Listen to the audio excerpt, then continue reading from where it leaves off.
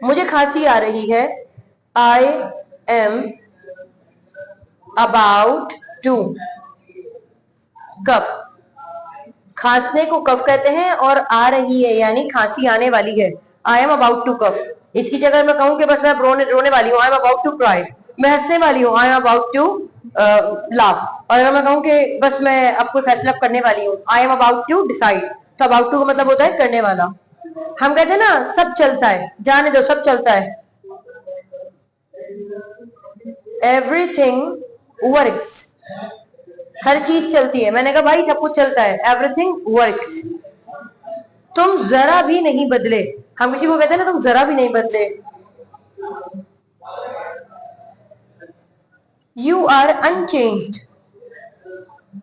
तुम जरा भी नहीं बदले। मैंने कहा तुम्हारी फितरत ही ऐसी, तुम जरा भी नहीं बदले। You are unchanged. लोग क्या कहेंगे, सबसे खतरनाक जुमला, लोग क्या कहेंगे।